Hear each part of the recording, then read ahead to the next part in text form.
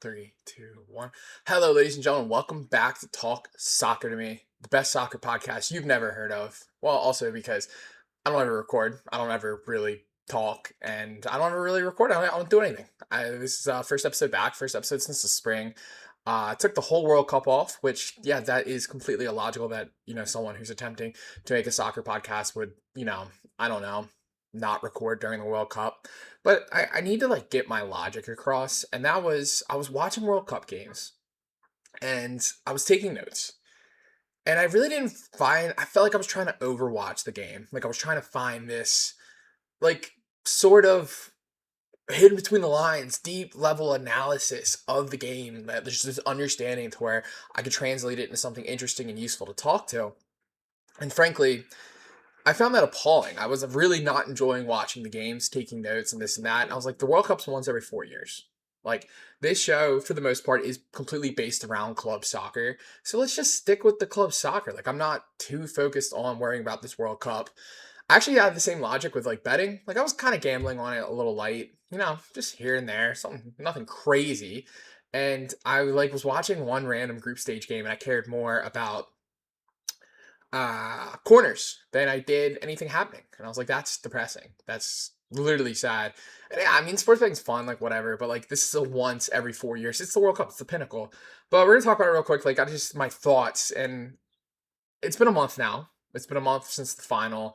Obviously, Spain won. Spain was my prediction, and that's not some groundbreaking take. That's not some higher level of intellect I displayed. They were the odds-on favorite with just about every bookie. I, I just thought the midfield was too good. The goalie depth was too good. The attacking depth was too good. I thought really the only challenger, barring an upset, would be France. And when the two met in the semifinals, it wasn't even close. Spain thoroughly dominated the game.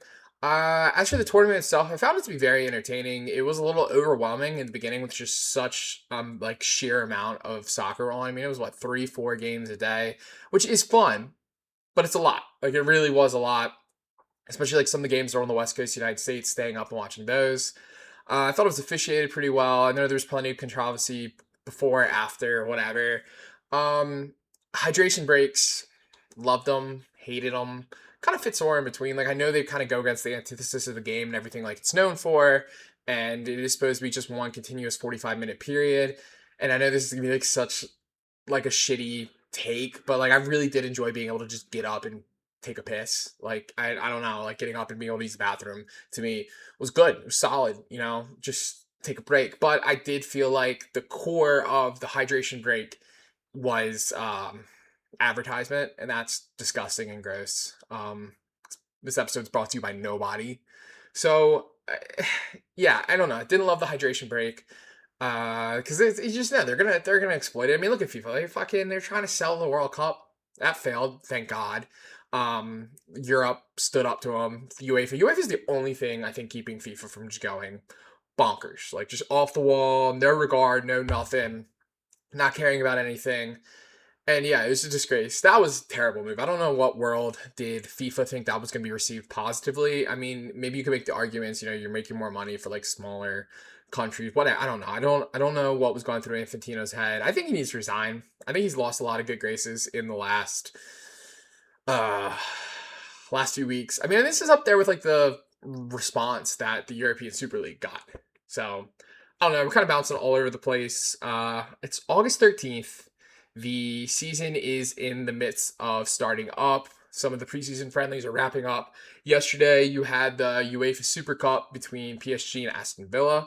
PSG won that game 2-1. I did not watch, and that's terrible. It's a terrible thing to say when you're going to talk about something on a show like this, but I do have a hard time genuinely caring about like the Super Cups and whatnot. Like, yeah, I do think to an extent that is for the fans of Villa, the fans for PSG to just enjoy themselves. You won a trophy, so you get to win another trophy. Like, I don't really count that. Like when a player retires, and it's like he's won 42 trophies, but like a lot of them, like that's an absurd number. Like a player's won like a dozen trophies, and like six of them are Community Shields and Super Cups.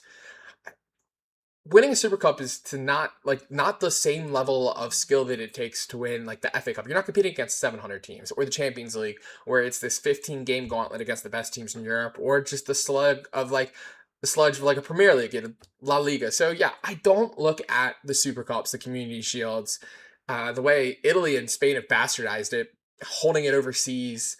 I mean, Italy's held it overseas for like 20 years now, 30 years now, but like Spain doing it's a round of four in Turkey this year. The Spanish Super Cup is in Turkey. I mean, Italy has had it. I mean, the Italian Super Cup's been in China, United States, it's been everywhere. Australia.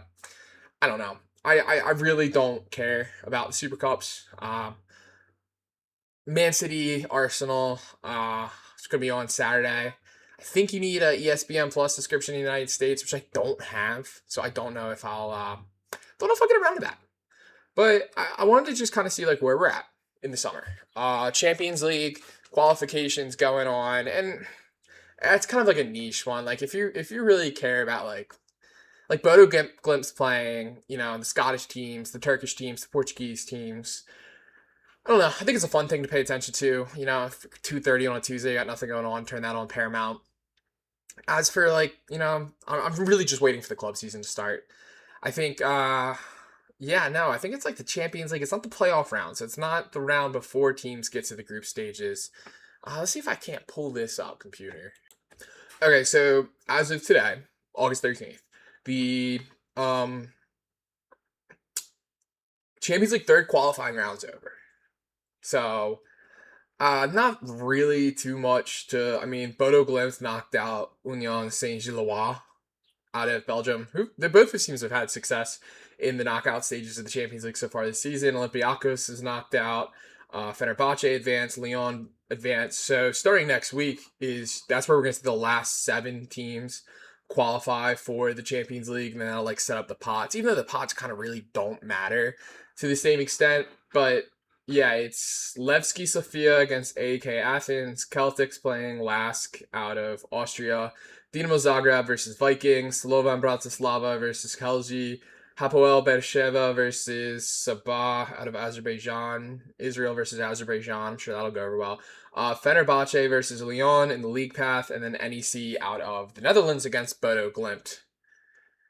So yeah, that'll wrap up. And then the Europa League is final games are going on today. The Conference League is going on today. And then that will set up the Conference League playoff round, which is the only one where like the teams from the Big Five are playing. Like Freiburg is playing whoever wins out of Motherwell and HJK out of Finland. Monaco is playing a team from Poland. Brighton is playing Tromsø out of Norway.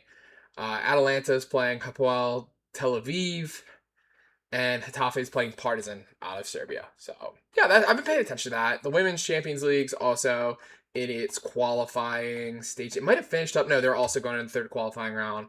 So you got some good games there, like Chelsea, Real Sociedad, Ajax, Real Madrid, Eintracht Frankfurt, PSG. Because I think it's half the size. So the Women's Champions League is 18. So yeah, the Champions League's going through. We should know the groups or the league phase soon. The Women's Champions League. Most of the domestic leagues of greater importance have not started yet. So the big thing that I'm like been looking at was been transfer windows. And I was gonna make this episode like I'm gonna rank everyone's transfer windows so far, and I did. As of where they were Monday night. And I know it's been a couple days, so there's probably 1 or 2 signings. But I was like, what team should I focus on? So I picked 25. It's a combination of just bigger teams around Europe and who's in the Champions League this year. So I chose Arsenal, Aston Villa, Atletico Madrid, Barcelona, Bayern, Chelsea, Como, who's been a wild card, out of Italy, but they're in the Champions League this year. They've had a lot of investment. I mean, they've got a manager in Cesc Fabregas, like really interesting team to watch. Dortmund, Galatasaray, Inter, Juventus, Lazio, Leipzig, Lille, Liverpool, Man City, Man United, Milan, Napoli, Newcastle, PSG, Roma, Real Madrid, Stuttgart, and Tottenham.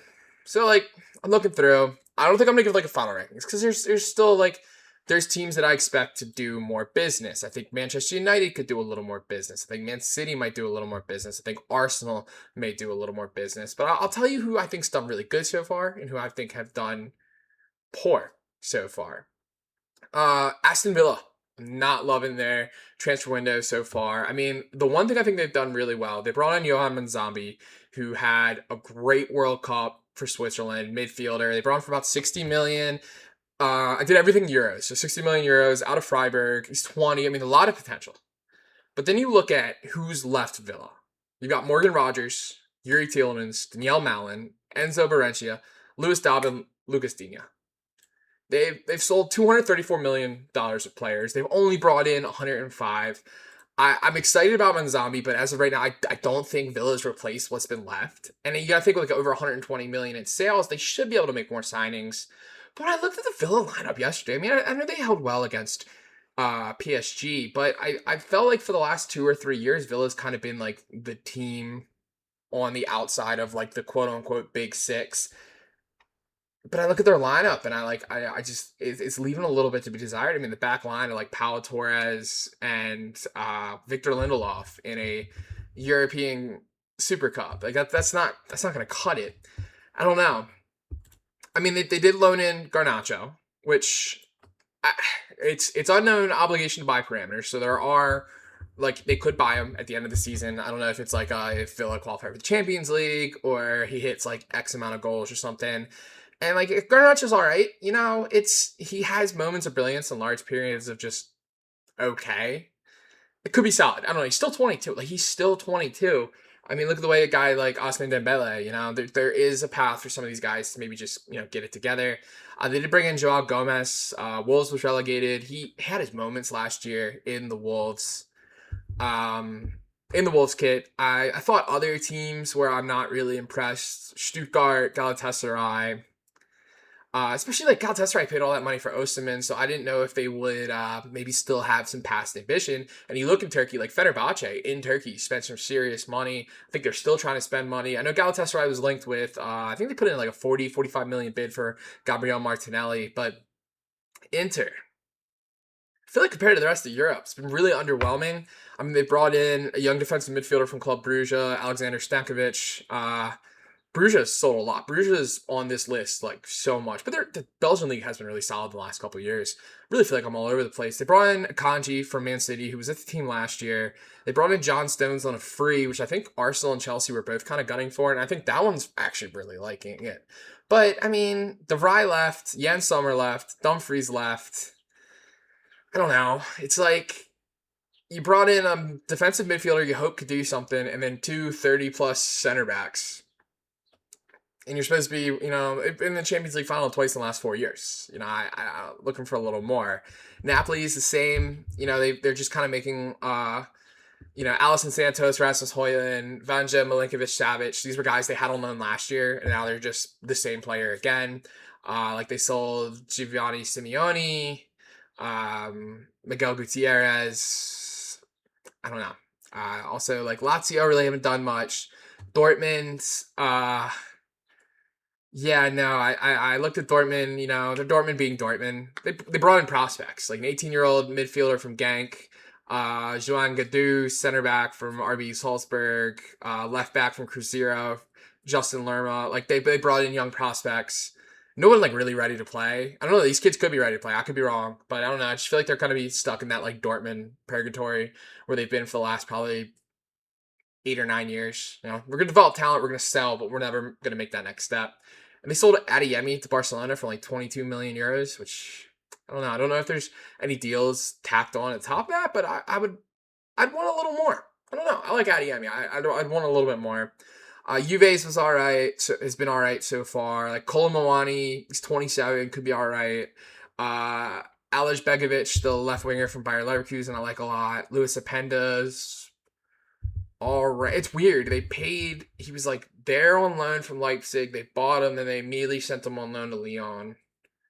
So you paid, and Lyon only gave him like 3.5 million. So you paid like 39 million euros for a player who's not going to play this year. They dumped off the American Tim Weah to Marseille for 14 million, and Dusan Vlahovic is a free agent, I believe.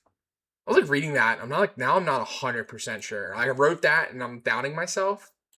Breaking news. No, actually, he signed with Besiktas.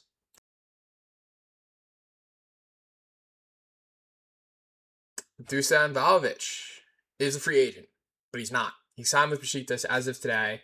Looks like a 3-year deal, making about a little under 3 million a year. I think that's just bad business on Juventus's end. I mean, you've got a guy who was linked with like Arsenal and Tottenham for a lot of money to then go out on a free to Besiktas. I think it's really bad business. I don't know. All the best to him. But yeah, not really impressed with Juventus. And these, what I'm mentioning, I actually think get better as they go on. Newcastle's been all right so far. They've gone for some youthful signings. The average age of their signing is like 20 and a half years old. Brought in a left winger from Hoffenheim, Bazumana Torre. Had a very good season in the Bundesliga last year. Very strong in the air. And I think, strength in the air is a very desired feature in the contemporary Premier League. A defensive midfielder from Monaco for $35 million, a goalkeeper from Braga for $30 million, center midfielder from Ajax, $23 million, another goalkeeper for 21. A lot of goalkeepers at this point. And what's crazy is actually, I don't know what their PSR situation is. And when I looked it up, it didn't sound bad, but I think they are just, maybe they need to record some sales because they've sold out some players. I mean, Sandro Tonali to Tottenham, Bruno Guimaraes to Arsenal, and Anthony Gordon to Barcelona has gone for 275 million euros. And then Matt Target and Kieran Trippier went out on a free. So yeah, I don't know if it's like a PSR situation to where like Newcastle kind of have to rack in some profit from transfer sales. And I like the youthful energy, but they're gonna have a really hard time replacing this. I mean, the two cogs of your midfield, and you're kind of like star left winger. And if you don't agree that Anthony Gordon's a star, he got bought by Barcelona for $80 million. Like, I don't know. Lille, it's been all right.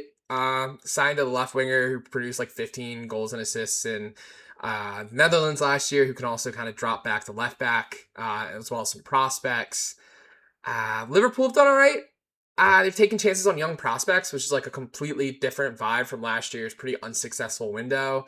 I think Ronald Araujo has gone since I took these notes. Like I was going to update it at the end of the transfer window. But Andy Robertson, Ibrahima Konate, and Mohamed Salah out on frees. It's not good business.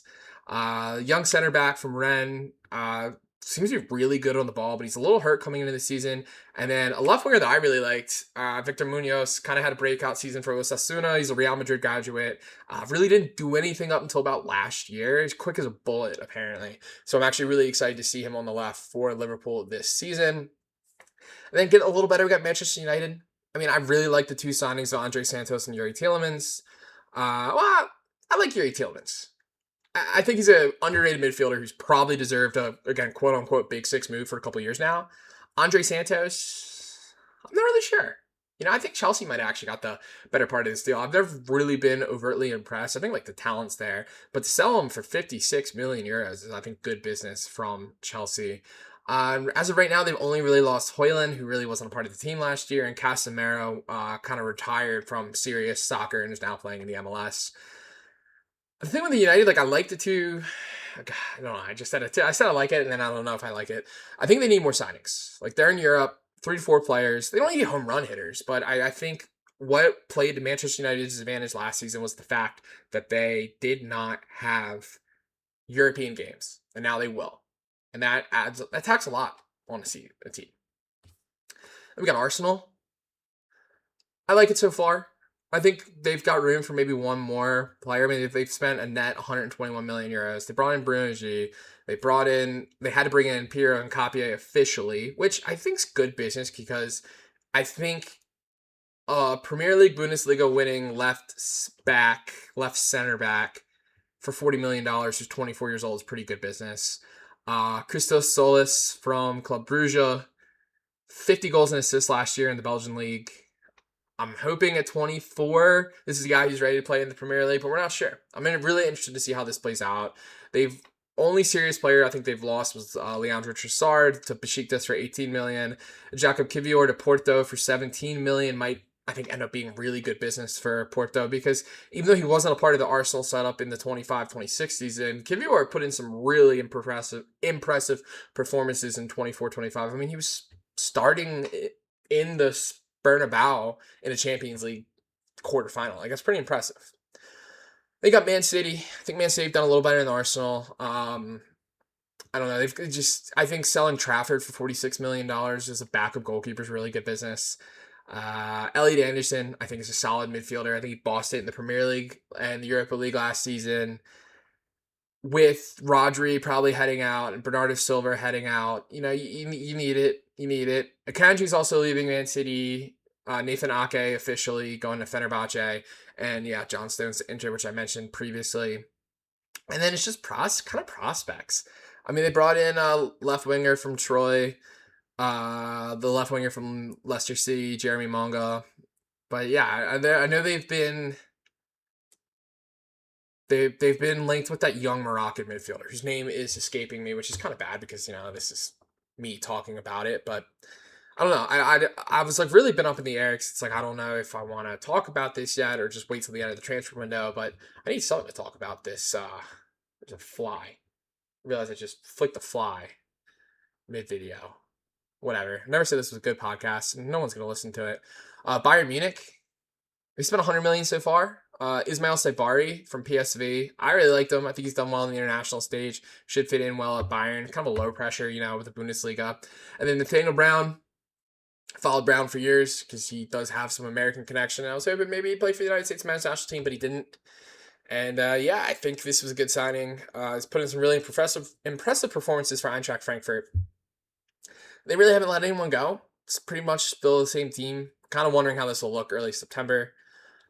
Como, keep an eye on them. They've spent some serious money. Trevor Chalobah from Chelsea, 30 million. Alvaro Morata from Milan for 12 million. Attacking midfielder from Catanzaro, Matteo Liberali. Exciting. Lewis Miller from Hetafe for 31 mil. Jan Couto from Dortmund. I like this one a lot. It's a loan, but they have a chance to buy him for 20 million at the end of the season. And they sold a couple players, but they've net spent $42 million. It's pretty ambitious, I feel like, compared to some other Italian teams that are competing in the Champions League this season. Then we get to PSG. They're 100 million in sales. They're the best team in the world. They might pick up Ferran Torres, and they've definitely got money to spend. They've bought Magnus Agliush, the right winger from Monaco, 50 million. Another good forward for PSG. They brought in Lucas Digne from Aston Villa for just a depth signing. Probably going to play like the league games. They brought in a prospect. They've lost Gonzalo Ramos, so they're going to want to fill that second center forward. Randall Colomboani, so definitely need a second center forward. Kenyan Lee to Atletico Madrid for 40 million, and then like another backup for 4 million. I think it's good business for a team that really doesn't need to get better, and they're going to sign someone else. I really hope they don't end up with Ferran Torres, because it's like, who's going to beat them in the championship? They're going to three-peat. Milan have done well. We're getting to Milan back into Italy. They've signed Gonzalo Ramos for 74 million. I've seen this deal kind of been received well. I've seen it received poorly from Milan fans. 74 million pounds or 74 million euros is a lot of money to be spending. But he's a good center forward. I thought he should have been starting as center forward for Portugal in the World Cup instead of a certain CR7. Oh, who said that? And then another Mario Gilla from Lazio, a little nice, reliable center back. Really like that signing. And I mean, they let Alex Jimenez, Alvaro Morata. I think they've had the most impressive window from all the Italian teams, and I actually wrote that forgetting that I have an Italian team whose window I think has been better so far, and we'll get to them in a minute. I think the best German team so far. I like what Leipzig's done. I think they've made a lot of money so far, and I know it's a part of their business model and what they're trying to achieve. I hope just for the sake of parity in the German league that they can turn it into something, because they sold Diamond to Real Madrid for 125 million euros. They sold Openda to Juventus for 42 million, and they sent their longtime goalkeeper Peter Galassi to Villarreal for 1.5. That's 169 million euros worth of signings. They've brought in a few players, a midfielder Rocco Reitz from Mönchengladbach for 20, Maximina Stev from Burnley for 25. They signed a 22-year-old attacking midfielder Oda Yamamoto from Kashiwa Reysol out of Japan, $500,000, making his year, going to Europe at 22. It's a little late. I don't know. I know it's part of the model with German teams, and I don't know. I just hope maybe Leipzig throws in, a little 40 million signing, 30 million signing, just gets a little better. I don't know. I don't want to see Bayern run away with the league. I know German teams would rather, the 50+1 rule, which I agree with, but I don't know. It can be boring. It can be boring. It can get old. It can get old. Then we got Chelsea. Chelsea. Chelsea's section of these notes is a lot longer than anyone else. So far, they've signed Morgan Rogers, Maxence Lacroix, Marco Palestra, Giovanni Cueto, Valentin Barco, Emmanuel Omega, Denner, Danny Welbeck, Dawson Stipev, and Jordan Henderson. All together for a whopping €388,950,000. They've sold Andre Santos, Mark Cucurella, Trevor Chalobah, Tyreek George, and sent Alejandro Garnacho on loan for €162 million. So they're $226 million in the hole, which is just another insane window by Blue Co. I like it though. I think I like this one a little bit better. They're a mixture of young and old. They're a mixture of prospects and proven Premier League players. Morgan Rogers and LaCroix are proven Premier League players. I don't know if they're worth $198 million between the two of them, but they're proven. Danny Welbeck, proven Premier League player, coming off his best season as a professional at 34 years old. I think he brings a maturity to attack. I think Jordan Henderson, that's a locker room guy. It's a proven winner. He's lifted a Champions League. He's lifted a Premier League. Henderson will be all right. Barco's decent, comes from their farm team. Marco Palestra from Atalanta, I like it. But that's your third right back now in the lineup. It must mean Malabusto's on his way out. I think it's a young, expensive backup for James. But with Reece James, as much as I enjoy watching Reece James, I think the injury liability is just going to be too much. And they're good at Barcelona. We're moving on. So yeah, in conclusion, not bad. I'm going to give these like ratings at the end. Though it's kind of like educated guessing. It's very similar to like an NFL style draft because you didn't ask me at the end of last year's transfer window, I'd have said Liverpool had the best. They didn't. It was fucking terrible. I like Barcelona. They spent some money, but I don't know. I'm like rereading it, and I'm not feeling as hot on it as I did a couple days ago. I like Gordon. Will he be better than Rashford as Barcelona's English left wing? We'll see. I think I'm more curious about the success of this transfer than anyone else. They brought in Adeyemi on the right, which I think less than 25 million euros is solid business, but he's going to be Yamal's backup. And then they signed another left winger, a prospect. They may send him on loan from Belgium.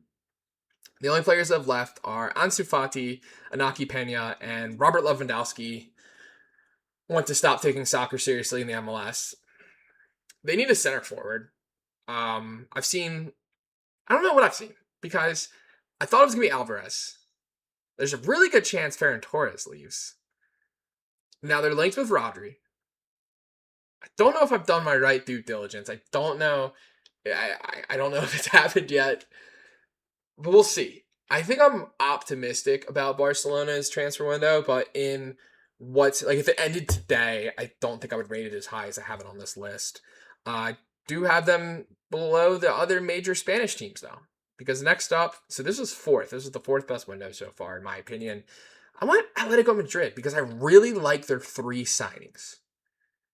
They signed Morten Hillman, a defensive midfielder from Sporting. He was a cog in that midfield. It's been a very respectable Sporting team in Portugal and Europe in the last couple of years. Then they signed Kang-in Lee from PSG. I like this one a lot. You get whatever center forward, if it even ends up being Julian Alvarez. Him, Lookman, Alvarez, front three. It's really good. It's an underrated front three in Europe. Champions League round of 16, quarterfinal, semifinal. It's not a front line you want to be facing. And then they brought in one of the final invincibles from Bayer Leverkusen, Alejandro Grimaldo. Good player, really respectable left back, 30 years old, 22 million. I think that's a fair one. I like these signings. I do. They might lose Sorloth and they might lose Alvarez. These guys are both linked with other teams. And I think the transfer saga for Simeone has been exhausting. They're going to need a forward. They've sold a few players. Like Antoine Griezmann left as well. He also went to stop taking soccer seriously in the MLS. Then Thiago Almada and Julio Diaz also left. And then we're moving on. It's long pauses. They're probably better for the anyone who's listening on a podcast format, but in person, like if you're watching the video, I'm not editing. I'm just gonna start blabbering. And if you find yourself here, I love you. This is Talk Soccer to me. And I'm talking soccer to you. I'm right in your ear. I'm right on your screen. Just shut the fuck up. Roma. I think Roma is the best Italian team so far. 4 players in, 5 players out. 4 strong signings. I think they're going to make strong contributions to the first team right away. They haven't lost any of their better players. You brought in Santiago Castro, center forward. He had a really strong 24-25. He kind of took a step backwards last year in Bologna. He does know how to score in Serie A. 21's young. He's got time to improve. I like that. And you bring in Daniel Malin. That's going to be your number 1 striker. I think he's a good player. He'll be able to do well in Serie A. And then you brought in 2 young center backs for about $25 million total. Konstantinos Koulourakis from Wolfsburg and Daniela Gallardi from Gels Verona. I think it's going to strengthen the back line. You know, they've sold some players. I mean, they've $14 million in sales.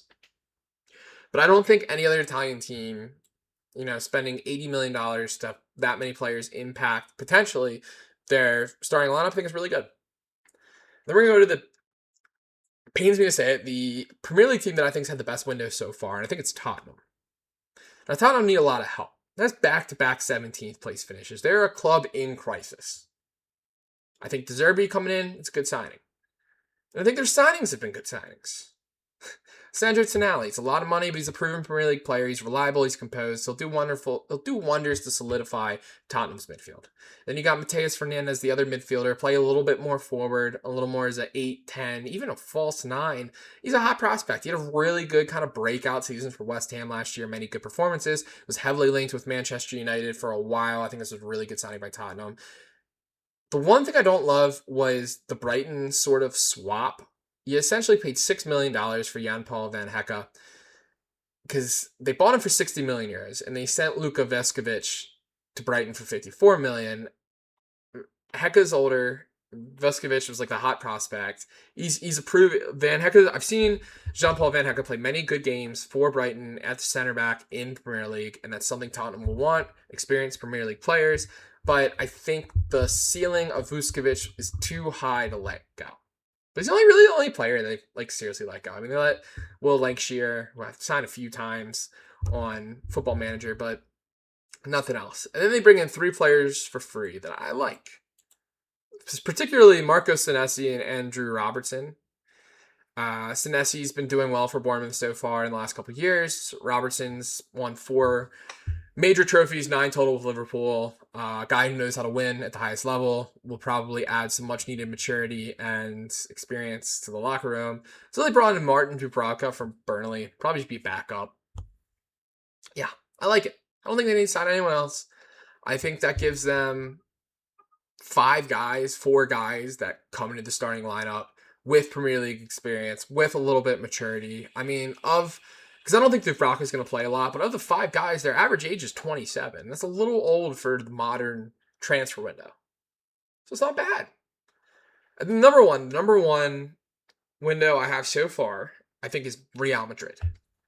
And they've let a lot of guys go. We're going to start with that. I mean, Gonzalo Garcia to Fulham for 40 million, Cesar Palacios to Fulham for 10 million, Fran Garcia to Real Betis for 4 million, Mario Martin to Getafe for 3.5 million, Frank Gonzalez to Sevilla for 1 million. They've sent Franco Mastantuano on loan to Fiorentina, Danny Ceballos, Danny Carvajal, David Alaba,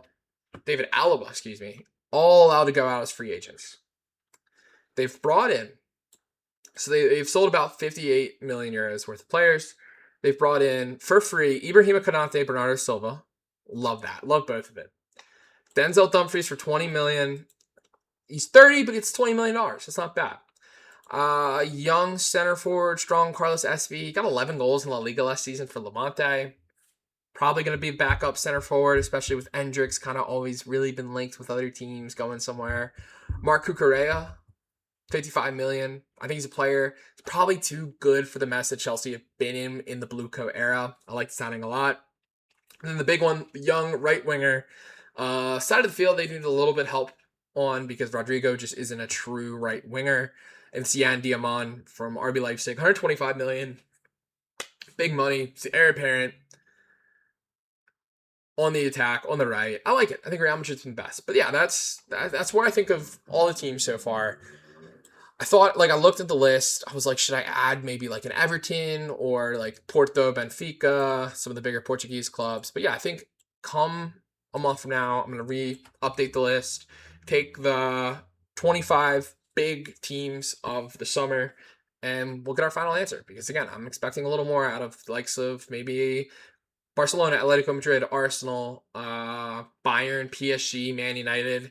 But I don't know who. Like, you have your obvious links, but I'm really excited to see maybe if there's a surprise. I hope there's a surprise. Just make it interesting. Make it entertaining. All right, I will say, since I started this recording,